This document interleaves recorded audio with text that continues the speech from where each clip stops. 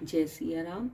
हम सब मिलकर प्रियादास जी के प्रिय ग्रंथ श्री भक्तमाल में भगवान की माया को जीत लेने वाले भक्तों के चरित्र को पढ़ रहे हैं, सुन रहे हैं और मनन कर रहे हैं। कल हमने श्री यदु जी के बारे में, श्री पुरु जी के बारे में पढ़ा। आज हम श्री गुहु जी, निषाद जी के चरित्र के बारे में थोड़ा सा अध्ययन करेंगे। ये भगवान श्री राम के अनंत प्रिय सखा थे। जाति के निषाद और श्रृंगवेरपुर के राजा थे। शिव पुराण में इनके पूर्व जन्म का प्रसंग आता है। कथा इस प्रकार है। एक जंगल में गुरु द्रुह नाम का एक भील रहता था। जीवों की हिंसा करना उसका सहज कर्म बन गया था। उसी से वह परिवार का पालन पोषण करता। महाशिवरात्रि का दिन वह प्रातः काल शिकार की टो में घर से निकल पड़ा, परंतु देव योग से उस दिन उसे कुछ नहीं मिला। संध्या हो गई। घर के लोग भूखे बाट देखते रहे। अतः अवश्य में कुछ लेकर ही लौटना चाहिए। ये विचार कर वह भील एक जलाशय के समीप के बेल के वृक्ष पर चढ़ गया। उनके नीचे एक शिवलिंग था। रात्रि के प्रथम पहर में एक हिरणी जल पीने के लिए जलाशय पर आई। भील हर्षित होकर अपना धनुष बाण संभालने लगा। इसी से उनके शरीर के हिलने से कंधे पर लटकती हुई जल भरी तुम्बी से कुछ जल छिलककर शिवलिंग जी पर जा पड़ा और धनुष बाण के संचालन से विल पत्र भी टूटकर शिवलिंग पर जा पड़ा। इस अचानक संपादित हुए सुकृत से उस भील को बहुत बड़ा पाप नष्ट हो गया। इतने में हिरणी की दृष्टि व्याध पर गई। वह उनके अभिप्राय को समझकर बोली, व्याध, मैं अपने बच्चों को, अपनी बहन को और अपने स्वामी को सौंपकर अभी आती हूँ। फिर तुम मुझे मारकर अपनी उदरपूर्ति कर लेना। मैं शपथ पूर्ण कहती हूँ, मेरे वचनों पर विश्वास करो।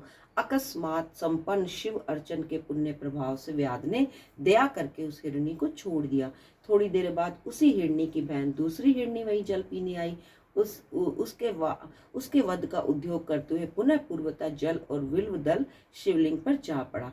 इस हिरणी ने भी व्याध से पहली हिरणी के समान वार्ता की।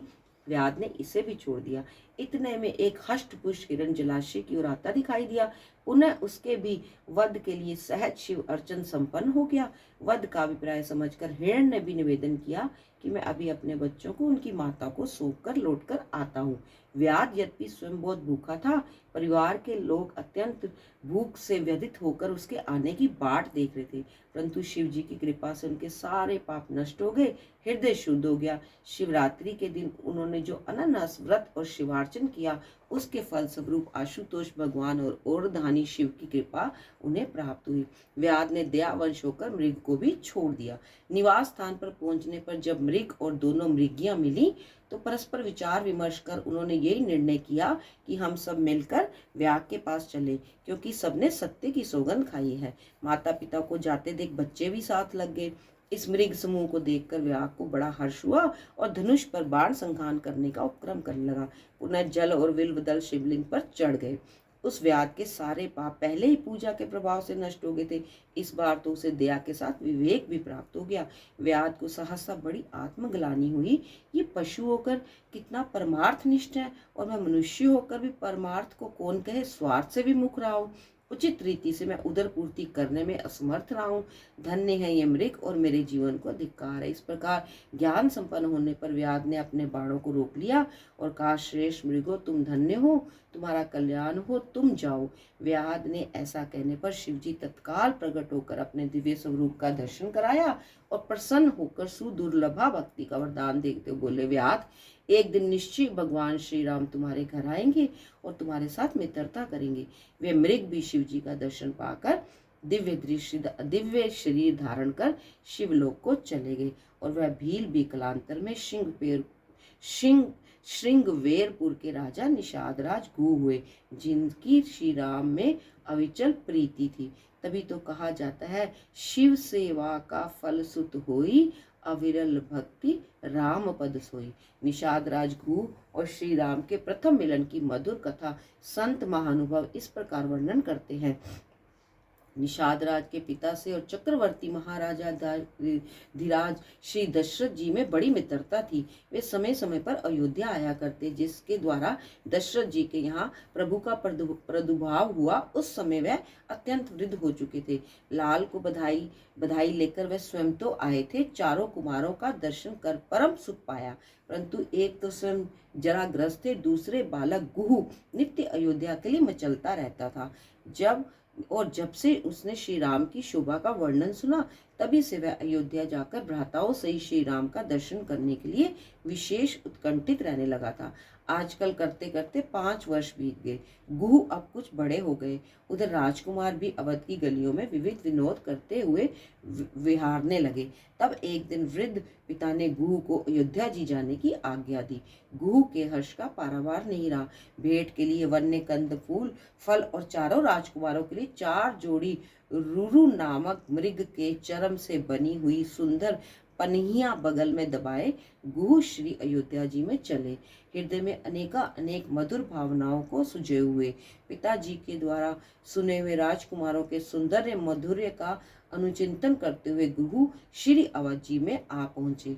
मन में विचार आया, प्रथम श्री सरयू में स्नान कर लूं, फिर दरबार में चलूं। अतः श्री सरयू तट पर उपहार की पोटली रखकर स्नान करने लगे। तब तक क्या देखते हैं कि 4 बालक उपहार पोटली खोल रहे हैं। बालक बड़े सुधर थे, देखते मन को मोह गए। अतः ऊपर से तो उन्होंने मना किया, परंतु भीतर से यह हो रहा था कि खोल लो, ले लो, पहन लो, मैं तो आपके लिए लाया हूँ। हुआ भी ऐसा। गुहा मना करते रहे। बालकों ने पोटली खोल ली, पनिहियां पहन ली और केले के फल लेकर खाते हुए सरयू तट पर विहरने लगे। गुहू नाराज भी थे और प्रसन्न भी। स्नान से कर बाहर आए, वस्त्र बदलकर बालकों के समीप पहुंचे। कुछ रीझे और कुछ खींचे। आप लोग किसके बालक हैं? आप लोगों को मालूम नहीं? ये मैं उपहार चक्रवर्ती महाराज कुमारों के लिए लाया हूँ। बालक मधुर मुस्कान से बोल पड़े, ओहो, तब तो हमारे लिए ही हैं। गुहू ने पूछा, तो क्या महाराज दशरथ जी के राजकुमार आप ही हैं? बालकों के उत्तर देने से पूर्व गुहू का हृदय ही बोल पड़ा, गुहू, सचमुच महाराज दशरथ राजकुमार ये हैं। तुम्हारे परम आराध्य प्रिय सखा ये हैं। तुम्हारे जीवन धन प्राण सर्वस्व यही है। गुहू के हृदय के कथन को समर्थन बालकों ने किया। बोले, सखा महाराज कुमार हम ही हैं। गुहू की आंखें सजल हो गई, हाथ जुड़ गए, शीश झुक गया। चरणों पर गिरने से पूर्व राजकुमारों ने हाथों से उन्हें थाम लिया। श्री राम लक्ष्मण ने दाहिना हाथ पकड़ लिया, श्री भरत शत्रुघ्न ने बायां हाथ पकड़ा और अपने मित्र को महल की ओर ले चले। गुहू गदगद हो गए इस कृपा को पाकर।